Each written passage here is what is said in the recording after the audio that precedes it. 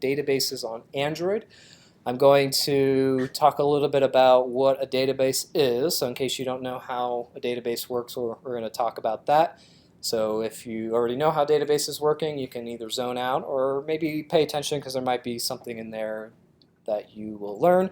And then we'll talk about how to do databases on Android specifically using native Android SQL helper classes.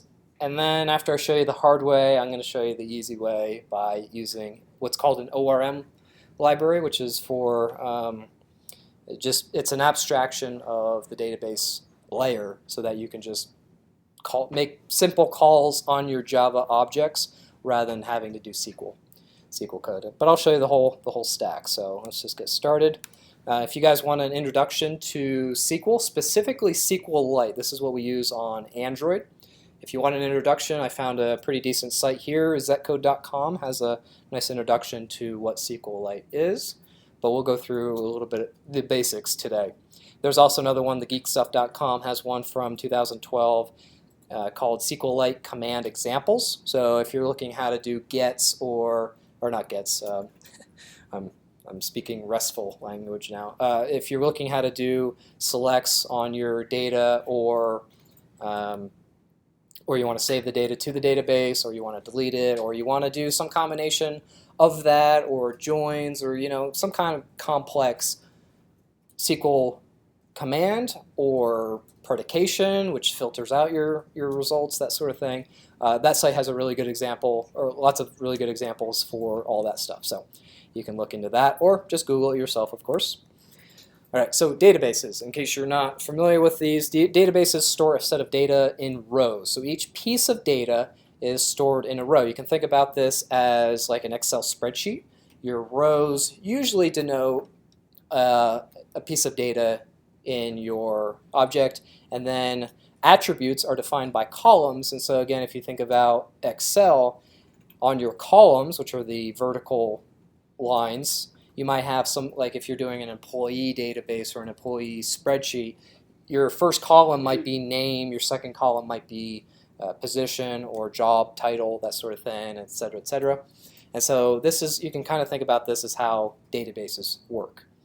The Excel spreadsheet itself, or the page of that spreadsheet, is relatable to tables, and those can be linked by foreign keys to different rows. So at the bottom of Excel, we have those tabs to denote different pages that we can have different spreadsheets on. You can, just like in Excel, you can link the value of one calculation in one table or spreadsheet to another one. So I'll show you how to do all that. Those are called database relationships. And so a table row may be linked to another table row. The different tables, again, are the different pages in Excel. And this is called a one-to-one relationship when one column in your row relates to another column in your row. So one cell to one cell. And this might be, in our example for Project 2 and Project 3, where we're downloading building locations and that sort of thing. One building has one location, right? Buildings don't often have more than one location. Maybe if there's like a west wing and a right wing, that sort of thing, you might technically break that up, or if they're separate buildings. But for our example, no, a building has one location, and so a table can be linked to one or many other rows in a second table. This is called a one-to-many relationship, so that's pretty self-explanatory. But another example for that would be a car dealership may have many cars on its lot. So you might have a spreadsheet of car dealerships that have many cars on that. Okay, so you might have your Honda dealer, your Toyota dealer, your Ford dealer, your Chevy dealer, and those might be separate rows in your spreadsheet. And then in another spreadsheet, you might have just a whole list of cars, and those cars would have a cell that then links back to which dealership they're on. Okay, so we'll talk about how we do that in a second.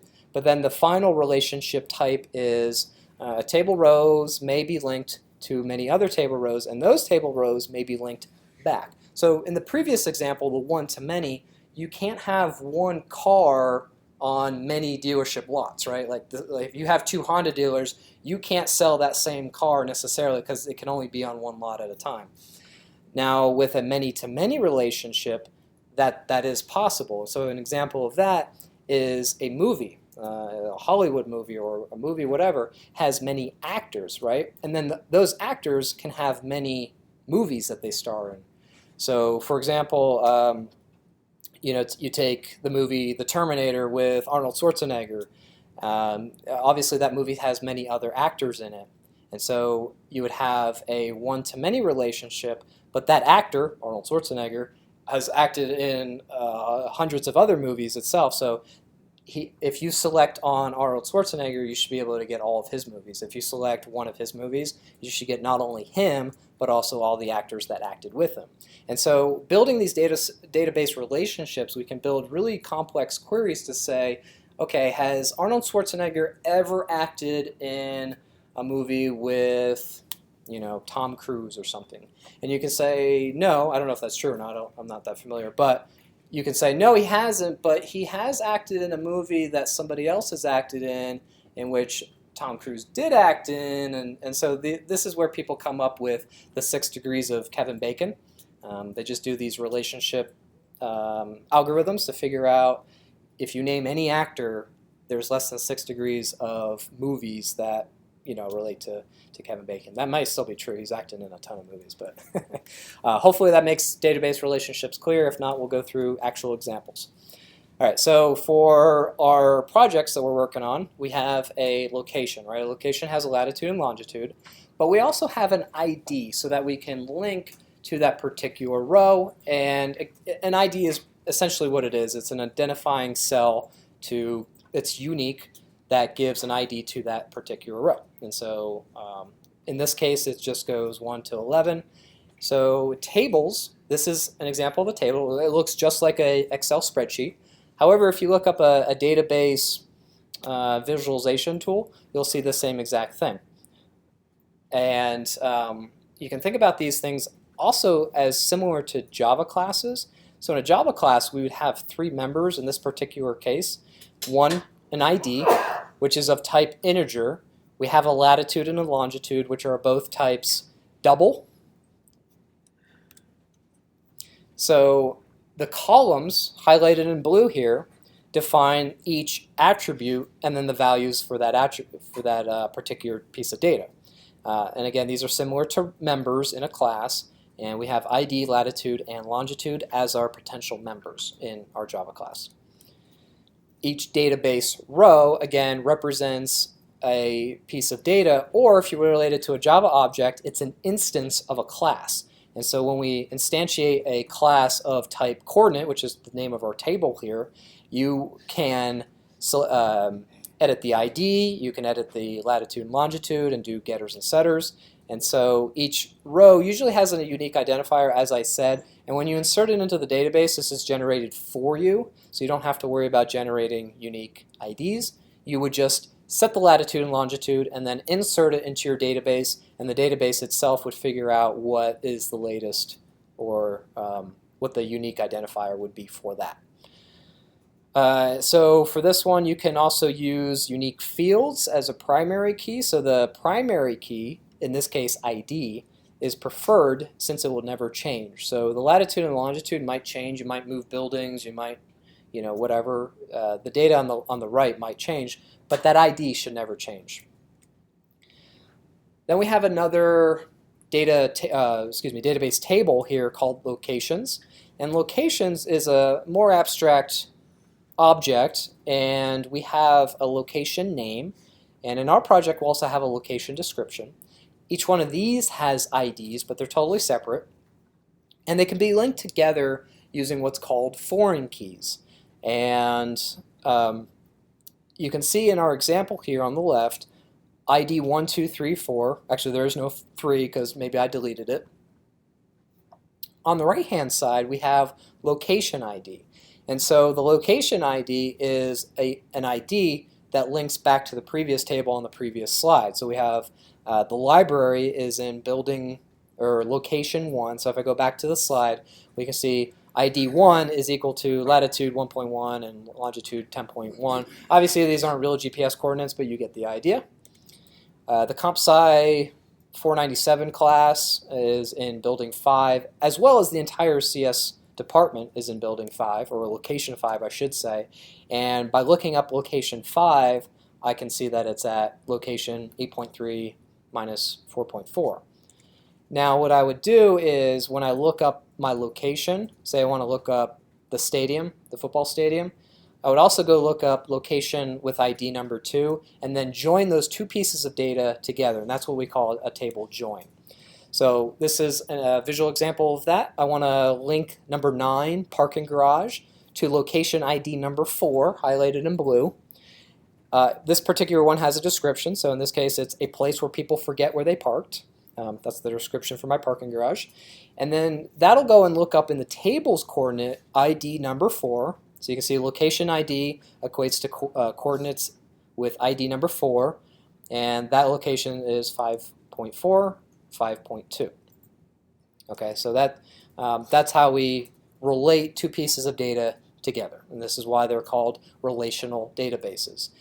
Then you have what's called non-relational databases or NoSQL databases, and this is an example of MongoDB, Redis, and there's a couple other ones, OrangoDB. There's a bunch of other ones that don't actually do any of this. That's a topic for another class, but really powerful stuff.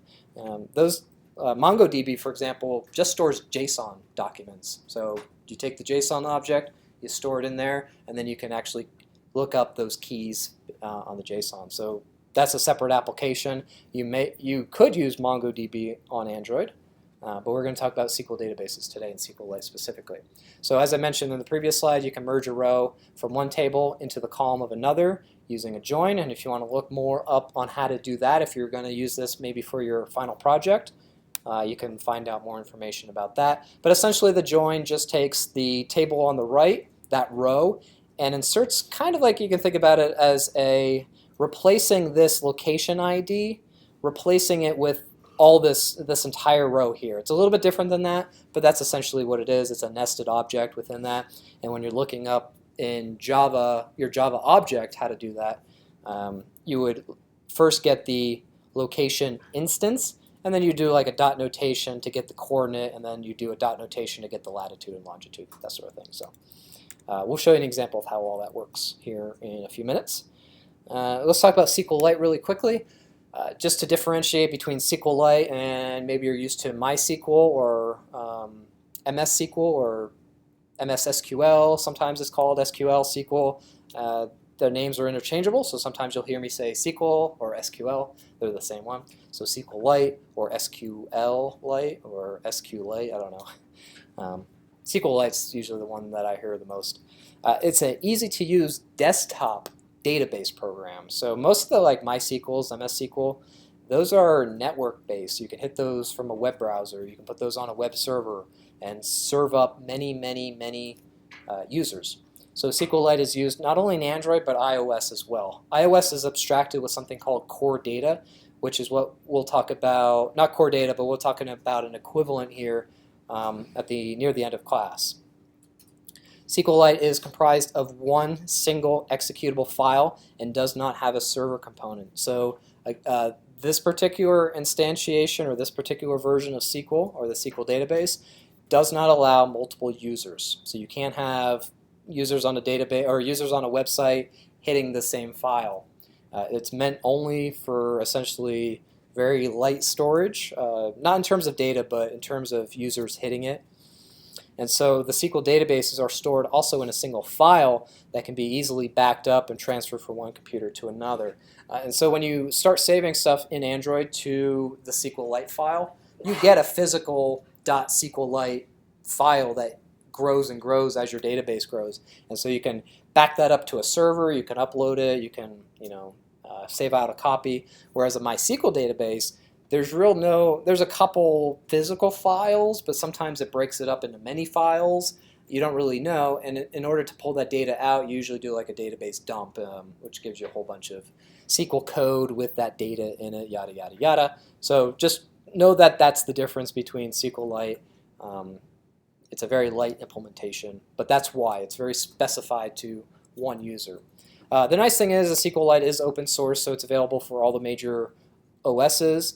It's also it uses this uses command line, but there's also several GUIs for it. So if you don't want to use the command line, which is a lot of the databases have, almost all the databases have command line interfaces, but you can get ones for your desktop, so your Mac, your PC. Also, there's a Firefox plugin that you can actually look at SQLite. You can point it at that file and see all your tables, just like you were looking at a Excel spreadsheet. You can change the values in it, that sort of thing. So Android and iOS also use their own classes to interact with SQLite. So if you're editing like an iOS SQLite file, for example, they do their own format, and you could seriously mess up that file if you didn't know what you're doing and you're just going in there changing values. The SQLite command line executable is pre-installed on Mac OS X and most Linux and Unix systems. If you have Windows, I don't think it's installed. I don't know how to get it. You could probably install it after the fact, but I recommend a graphical user interface if you want to edit these directly rather than in code. All right, so when not to use the SQLite databases, I kind of covered this already, but when multiple users need to update your database at the same time, do not use that because it's pretty much a single user database. When users need to access your database remotely, they can still do this, but it's not a good idea because of the multiple user thing. But here's a cool thing. You can also download a static clone to your device. So what this means is on your server, you can edit the default value. So if you want a list of buildings by default, your application can go up to the server and download that file and load it into your own database if it's like the first time the app is loading, and be pre-populated with data. Or you can embed that within your own application to start out with. So when the user first launches the application, they already have a nice list, nice database-backed list of buildings or locations in our example that we're using. So this is a really powerful tool because we can download this file, we can embed it on the device, and then after that fact we can upload it, or update it. We can delete records, we can add records, that sort of thing. So pretty powerful. All right, so I'm going to run through this really quickly because I have some example code to show you, but just so this is in the notes so that you can look at it later if you want to go this route. I don't recommend it because I don't like to write SQL code, because when you write SQL code, you're typing this into your code, and it's error prone. If you misspell insert, because it's a string, the compiler doesn't pick it up until runtime, and then the whole database and app blows up. But in order to insert a record, we use the keyword insert into, and then the table name. So in our case, it was coordinates or location. And then you give the column name, so latitude and longitude, comma separated within parentheses, and then you give the values for that, for each column. And so in this case, in the parentheses, we'd give latitude and longitude, end parentheses, values, and then the values, whatever the GPS location is, comma separated, and then end semicolon there. So the example here, insert into coordinates, latitude, longitude, those are variables, or those are the names of the columns, and then the actual values there. And then here's the example for locations. We have a table, or a column, location name, location ID, and description, and the values for that is name. So that first parameter matches up with this first parameter, the second parameter with this second parameter, and this parameter with that third parameter. Very, very complex stuff. All right, so in order to pull that data back out, what we do is a select on it, meaning basically select the data that we're trying to pull out. Select the star means all, so all columns from the locations database, or table, from the locations table, where, this is a predicate or a clause, where ID equals 2. And what that'll do is it'll go into our locations table and select one row where the ID is 2. And if this was a non-unique value, it would pull out every row that had ID equals 2. But since ID is a unique value, it'll only pull back one particular location. If you left off that entire where clause, it would pull back everything from locations. So select all from, or all columns, I should say, from locations. And then if we don't want to, or if we want to update that particular location, we do update and then the table name, set the column and then the new column value, and again on a particular row if we want to do that. So selecting the fourth row, or the fourth ID I should say, we're going to change the location name to, new name, whatever it happens to be, and then execute that command. Another example is location set location ID equals to 5. Usually you don't want to reset the ID, but you could if you wanted to. And then a delete, basically delete from the table where ID equals 2. This will just delete the second item in that list. And here's a nice list of everything that you could possibly want to know about databases and SQL and Android SQL specifically. I will put this also in not only in the notes that you can download, but in the video descriptions too. So when you're watching this video afterwards, that you can just look in the video's description and just click on these. So let's talk about data contracts. So when I'm inserting data via string, I essentially have to have this contract, or this kind of thing that's going to guarantee that I don't misspell a column name. And so Android, this is kind of more of an Android, but it works with any SQL code that you might be writing. You basically set constants for all the for the table name and the columns that you're going to be entering, because you don't want to misspell location by maybe leaving off an I, or double underscore or whatever, So instead, you're going to use the constant, and that way, if you misspell the constant, the compiler will pick that up. So I'm creating specifically a class in order to maintain all of my constants for my table. So the first kind of grouping here, I have my locations table. So I have the name of that table, and then I have all the columns that I have, and then coordinates. I have the table name and then all the columns in there as well. So we create that just to have all of our constants in there. I'll show you the example code and also post it up to the repo with all this code in it. Next we have a GPS coordinate. We're not going to use this for our example, but this is what a plain old Java object would look like for that. We are going to use a location model instead. This is again just a plain old Java object with several members in it. Location ID, this is going to be an integer. This is where we're going to put the ID, and then the name, the description, and then also the GPS coordinates. Now the GPS coordinates, if you remember, are in a separate table, but we're all going to combine this into one Java object. And so finally, the thing that's going to tie all these things together is our database controller.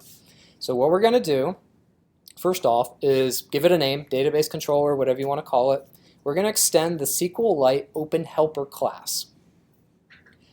We only have, we have 3, but really 2 members in here. These are just constants. It's going to be the database name. So this is essentially going to be what your SQLite file is going to be named. So Android underscore DB. So when you're looking on your device and finding the file, if you want to look at it, that's just the name of it. You can have multiple databases. If you have different sets of data, like completely different sets of data that you never want to relate, or maybe you want to make a backup, that sort of thing, you can change the name of that, and Android will save it to a different database. And then finally, we have the database version. As you add columns, as your application evolves, add columns, removing columns, renaming columns, that sort of thing, we have to version our database, because if we go and select a object that we expect that has a column and it doesn't, we're going to get an error. So we have to set the database version so that we can ask, hey database, what version are you on? And if you're on an older version, what we do is a database migration. We'll talk about that in a second. I just have a constructor here. It's just calling the superclass is constructor. Context database name. This M cursory factor, I'll just skip over that. Actually, it doesn't have a type here. Sorry, it's of type cursory factor. And then database versions. We pass all that in. And it just constructs our database if it doesn't exist, and if it does, it just loads it into memory.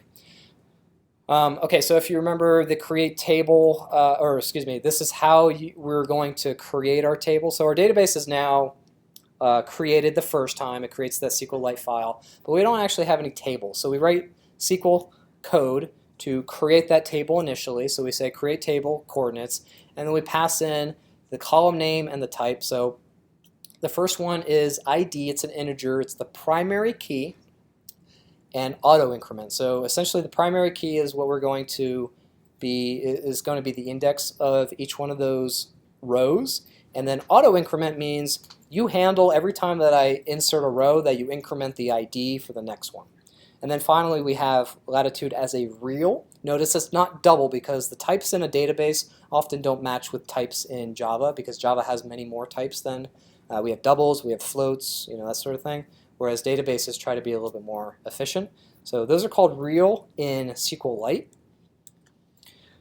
Here's how to create the locations table. The only thing I'll call out here is when you're creating variables, or strings, we do variable character strings, and I'm doing 1023 for the length of that string. So that's how many characters you're able to put in that column. You can't actually put any more in. It's a limitation of databases. So we can't put in any more than 1024. We can increase that number if we want more, but it becomes an efficiency issue. I know my location name probably won't ever exceed 255 characters, so I've set that as low as it'll go. Okay, so then there's a part of the SQLite open helper class. There's a class called onCreate. This is very different from your activities onCreate. You're passed in the database object, and then we construct a string of SQL data. And I'm just going to kind of wave my hands over this and say, this is essentially what you saw in the previous slides, but instead of the column names, we're using our contract to get those constants and then constructing our string that way. So what you saw here is essentially what's being constructed in Java via string concatenation. And then finally, when you're done with that string concatenation, we call locations table query. This method onCreate only gets called once when your app initially launches and there's no database that exists. And then after that, this never gets called again because your database is already there. If you deleted your database file, this would get called again on the next app launch. All right, so I talked about database migration. I'm going to go through this really quickly. This is an on upgrade, and it passes in the old version that you have and the new version that it's trying to install. And essentially what you do is just say, if it's version 1, you're going to do some commands, SQL commands, add this column, remove this column, etc., etc. You're going to do some commands on your library, but that's how you do it. I'm just going to ignore it. And then in my database controller, I'm going to have some public methods to add a location, and then a supporting method to add a location asynchronously. When we talk to the database, because this is writing to disk, we don't want to lock up the UI, so we do that in the background using the async task. And so this is what the add location looks like. We create an add location task, which is a subclass of async task. We're calling it add location task, creating a new instance of it, and then executing it, but also passing in that new location to insert in the database. And that new location is just our location object. I think I need to name that location model to be consistent with my code. And this is what the async task looks like. We've seen this before in previous classes. The do in background obviously goes into a background thread, and then I loop through the parameters because you might pass in more than one location. I have the ability to do that. And we're going to call add location async. What does that look like? Passing in the current location. Well, this is what it looks like.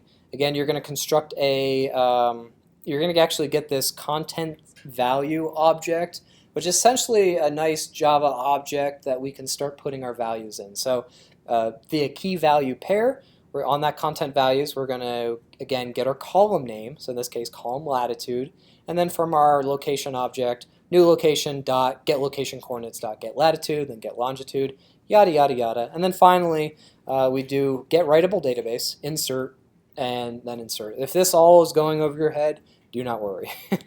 I want to show this to you because we have the 5 best Android ORMs. So what is an ORM? I guess I already had that open. An ORM is an abstraction of that. We don't have to write SQLite code anymore because somebody else has done it for us. So here's a list of 5. You can see instead of creating the, actually let me go down to active Android. This is the one that I'm familiar with, but feel free to use the other ones if they look more interesting to you or something that you're more used to. So Active Android will abstract all of this for you. So let's take a look at just this version of it, and then we'll go and actually install this. So what you do is you give the database name and version, like I did in code, in your Android manifest file. Okay, so that's kind of nice, but it's basically the same thing. We haven't really gained anything.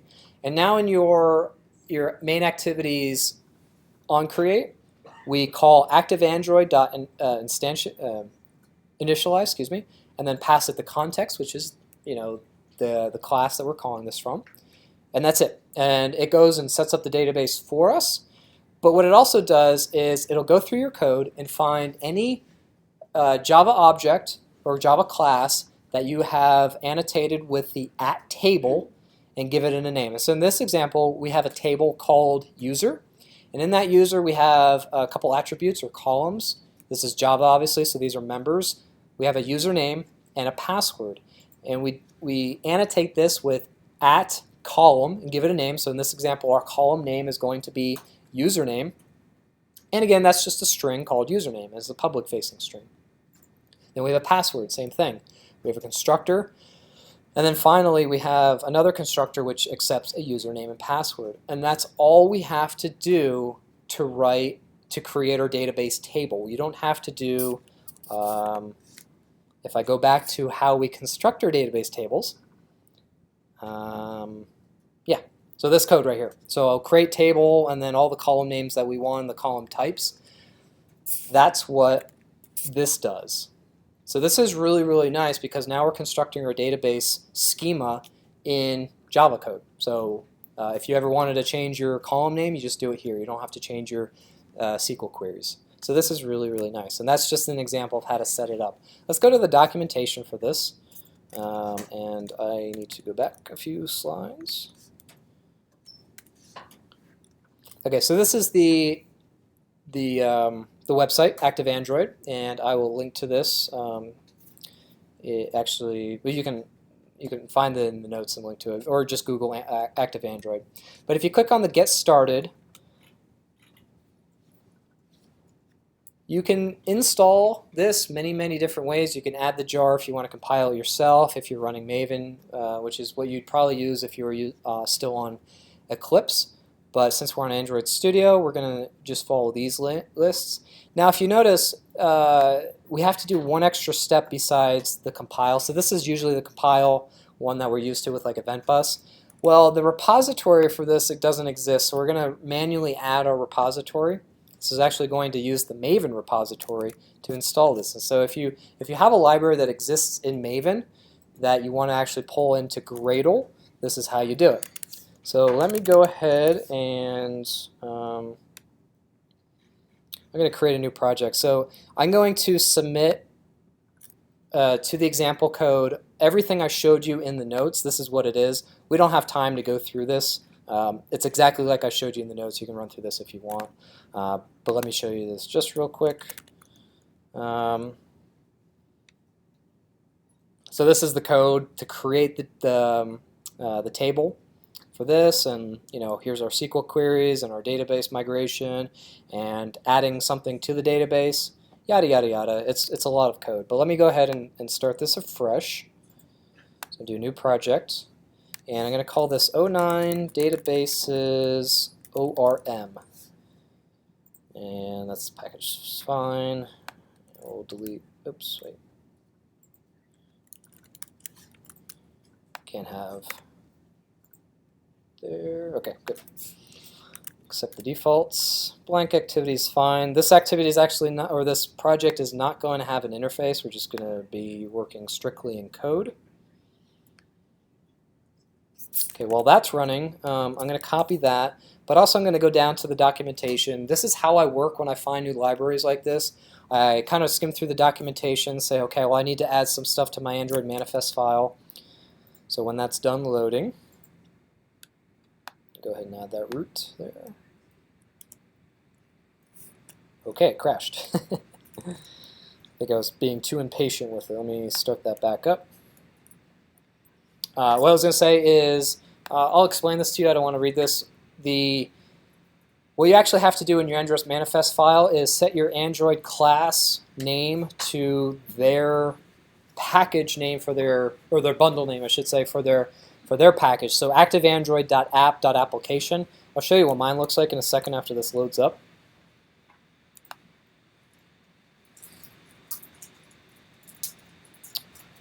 Let's see, did not remember.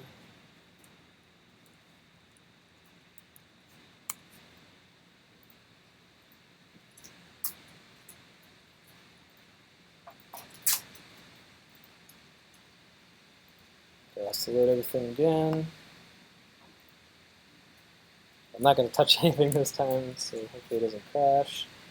And then the other thing I have to name, as I said, I have to put in the database name and the database version. So once this loads up, I can do that. Okay, let me just close that. Okay, so if you remember the application name, this one actually doesn't have a name, and that's fine. We're going to override that with, I'm just going to copy and paste the code, it's simpler for me, because you have to name it exactly that. Okay, it's complaining because it doesn't actually know what that package is because I forgot step 1, which was my Gradle build commands. So going into the project, so you can see that our repository here that's listed is JCenter. I'm going to paste that in. I'm going to delete that because it's already in there. So what we want is our Maven Central, and then here's the URL for a Maven repository. You don't really need to worry too much about it. You just need to know where to paste these in, because you can't just paste it in. Well, I guess you could, but yeah, you can't just paste it in wherever you want. So, oh, that's not where I want to put it. I'll put it in this one. Okay, so the first build file, just find your other repositories entry. So if you go back to the example, it's looking for repositories, and so I found that in one of my Gradle build files. I just pasted in Maven Central with that below it. So that's that guy. And then my compile. So you have to get the syntax correct to make sure everything's enclosed in its own. And actually, yes. Let me undo that. Okay, yeah, thanks. Just making sure. Again, you have to get the syntax correct, like I was saying. Okay, so actually you could probably put it down here as well. That should work though. Let me just sync it up.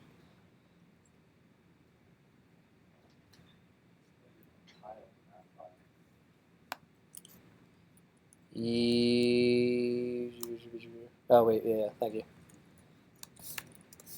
That guy, okay.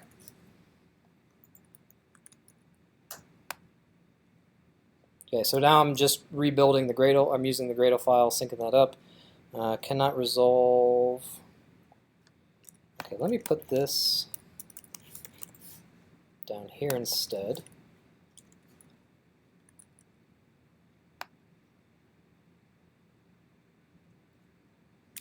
And while that's doing that, in case we run out of time, let me just show you the code for this as that's compiling. And so I showed this before, but what we're going to do is we're going to initialize the active Android library. If the database is not created, it'll go ahead and create that. And then in our application, we're going to do some configuration there for if we wanted to, but we don't have to. We're going to define a model.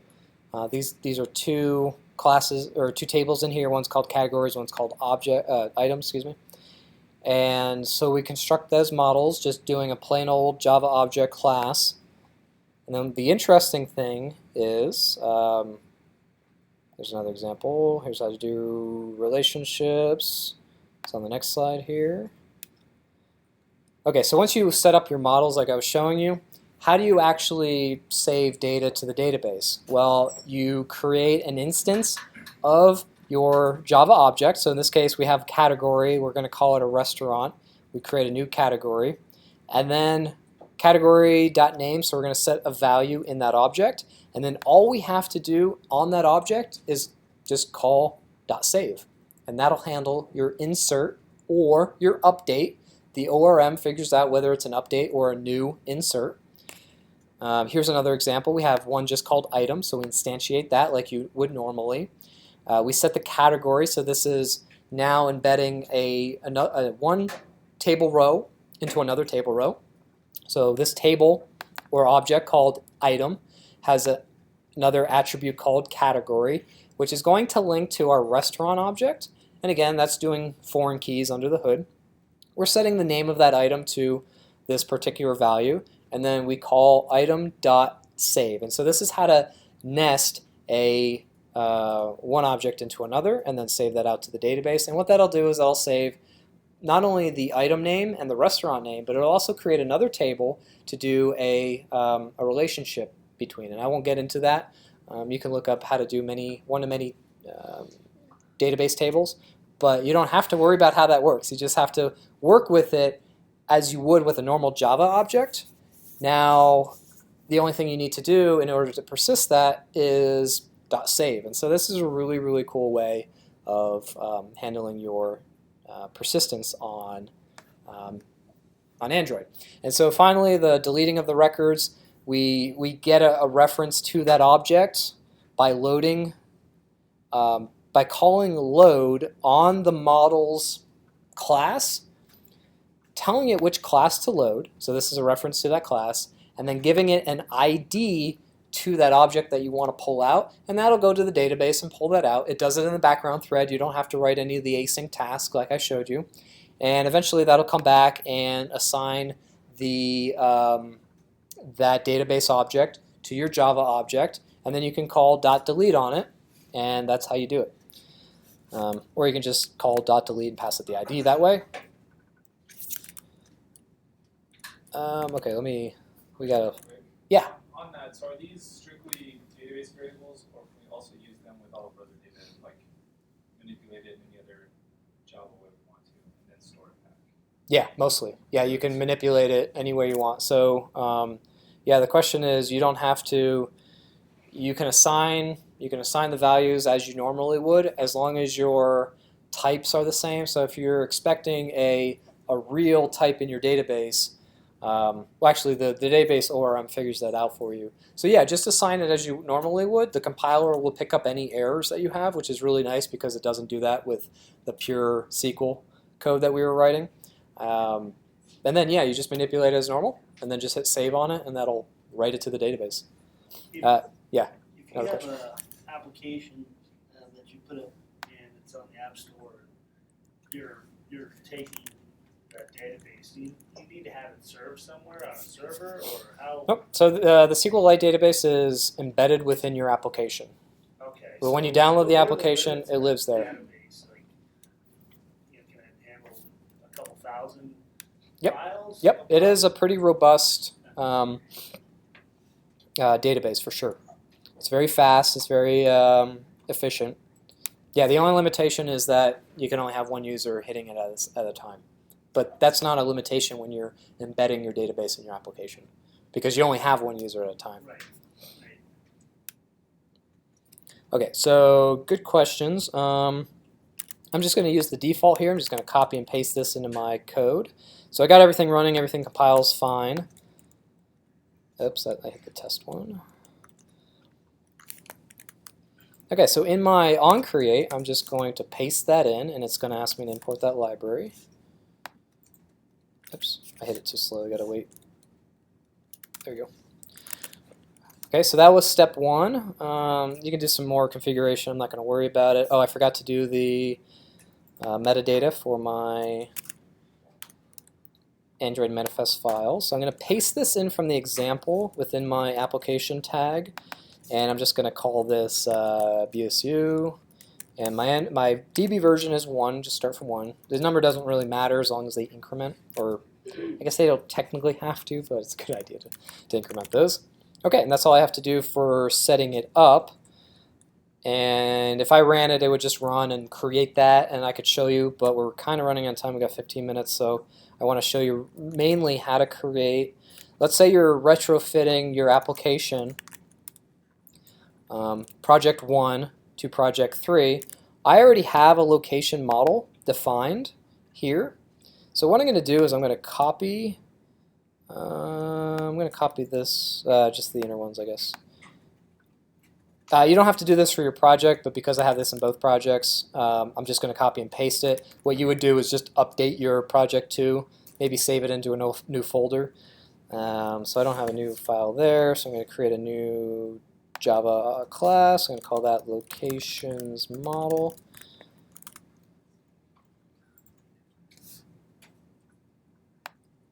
Oops, this should be location model. So I named this wrong, so what I'm going to do is first delete that comment, double click on it, right click on it, refactor, rename, and then go to just rename it, and then when I'm done renaming it, hit enter.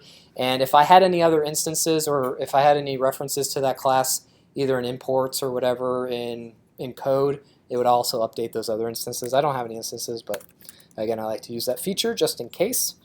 Okay, so I pasted in that code. Let's come on. I don't know when this thing should pick this up.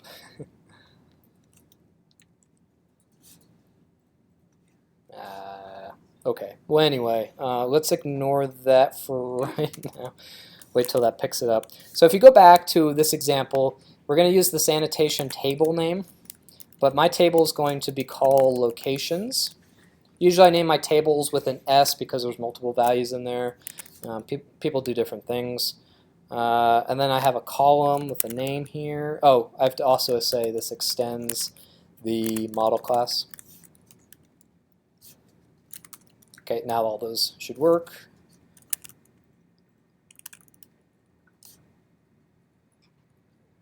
Table not applicable to field. Oh, yeah, sorry.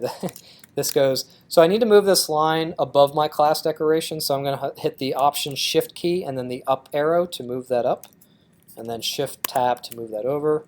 And then I'm going to paste in my column name. So going to name this coordinates.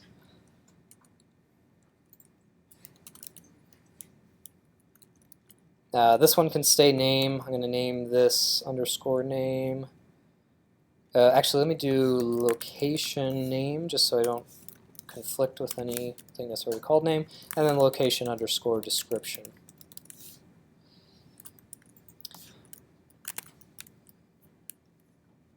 Okay, and so actually it's saying that I think these need to be public, so let me just declare these as public.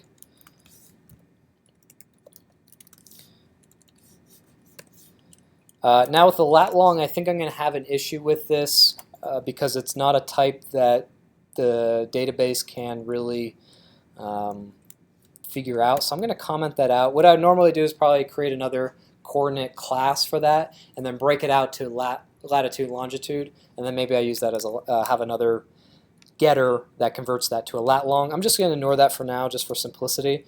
So in this particular model, we have a column with location name and a column that's called location description.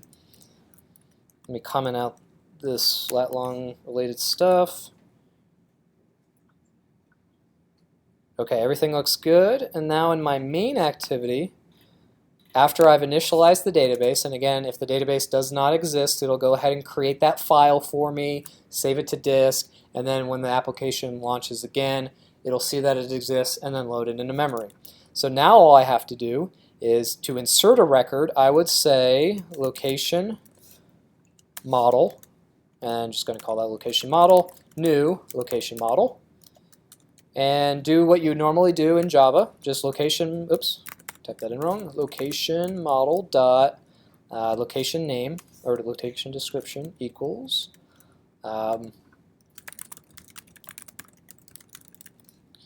here, I'll give you some more room, location model dot location name of location. Okay, so once we get that data in there and we're happy with it, we do location model dot save,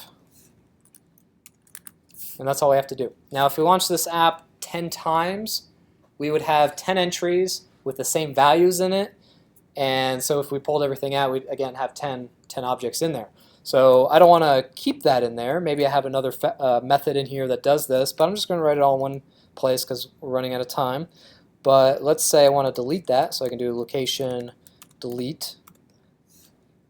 If you didn't have a reference to this model, you can also call location model dot delete, and it expects a location model dot class and then the ID for that. Now to get the ID, let me double check this. So what I expect to come back from this is an ID when you call save, but I don't know what that is. So the way that I figure it out is I kind of delete these and oops. Maybe delete it all and start hitting and save. And you can see that the return type is a long. Okay, so it's not an int, it's a long. That makes more sense to me because you can have lots of data in there. So I'm just going to change that to a long. And now what it's passing back is once it goes into the database, you don't know what the ID is until it's actually saved, and then it returns that ID.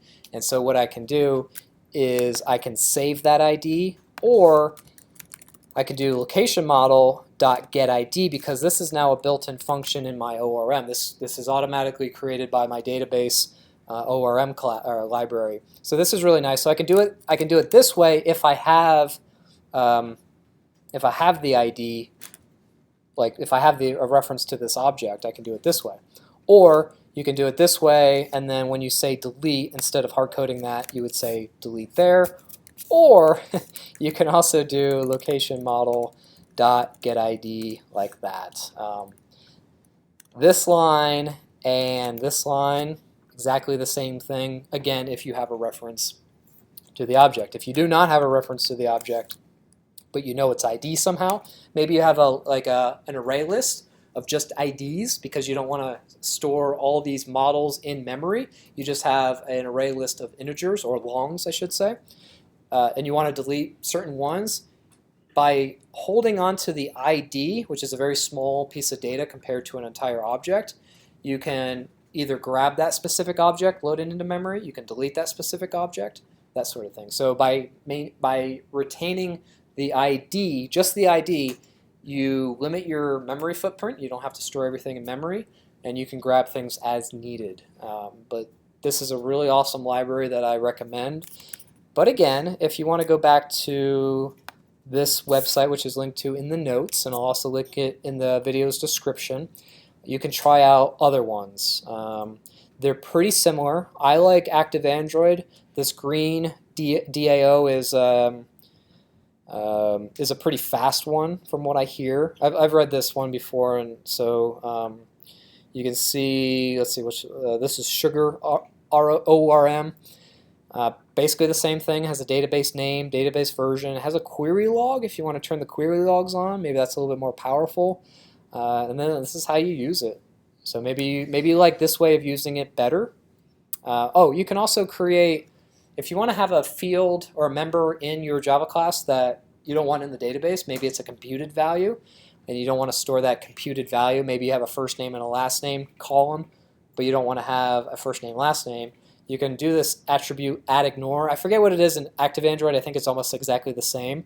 But you can have data members in your Java class that are ignored by the database. So when you go ahead and save your database or your data object, this particular member doesn't get saved to the database as a column. So go through these, see which one you like better. Maybe you like a syntax better than another one. Some are fast, some are slow, that sort of thing. And figure out what you want to use for Project 3. Project 3 is not due for a little while, but again, showing you this so that you can at least kind of absorb it as we go along.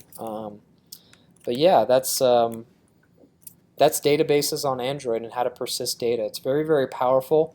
If you want to use it just for, you don't have to store large complex pieces of data. You can store just basic data in this because it's very, very easy to set up.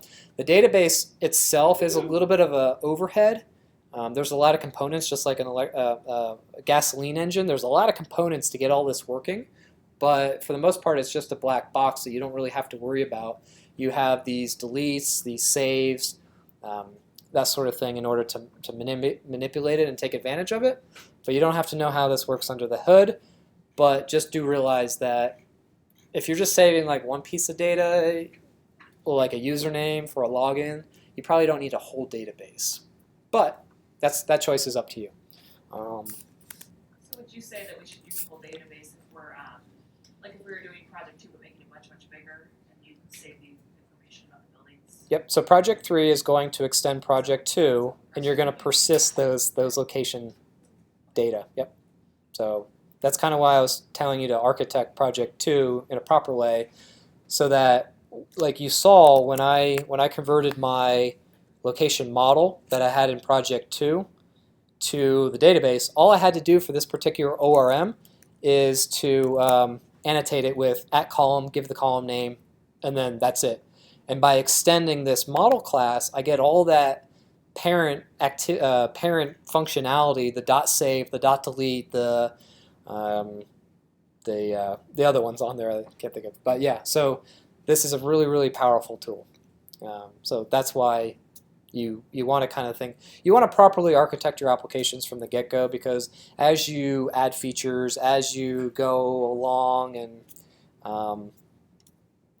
maybe you're removing features as well, that you're able to just add these things in, like literally just put in 2 lines of code and instantiate the or initialize the library, and then you're good. Your data is being saved. So that's what I think. So, Yeah, go ahead. Oh, I just question I was thinking about Yep. application. But, if you set this up, can you have it so that either A, it'll update automatically, or B, that the user can update to the database with some kind of prompt that you might trigger this? Yeah, so what you would do, for example, like if you were, for our project 2, you're adding pins, right? You're entering a location name, location description, and then obviously the GPS location. Let's say you'll save that, so you'll do it normally as you did in project 2, or you're going to do in project 2, but you add 1 line of code after you set up your model. You say .save. That'll insert it into the database, create a new record. But then maybe you have the functionality that when you click on the pin, it brings up that same details activity with the fields pre-populated with the name and description that they can edit. And then when they hit save, you do the same exact thing. You take that model, you change the values from what's in the field on the UI, so maybe they changed the name. You take the name, put that into your model, your Java object, and then you call .save on it again. And the .save will see that it's already existing in the database, and then just do an update on it rather than an insert. So that's how you can have the user update the database. You can do that programmatically. You can do that based on a user input, like updating that screen or updating that form and then hitting save. So yeah, it's all in there, and it handles most of that for you, figuring out that logic between updates and inserts. If that answers your question. Yeah. Okay. Lizzie? I was just wondering if it would be possible for you to, or maybe you already did, put the UML diagram that you went over last time somewhere in. Yep. Just I'm paranoid that I'm not going to architect my app for project 2 properly, so that. Yeah, so actually I was creating a UML document for this. The one But- from Tuesday? Now for the database stuff. Wait, you're talking about this one? Yeah. Yeah. Where you had renamed some stuff. Let me check. I'll talk through it all, but. Okay, yeah, let me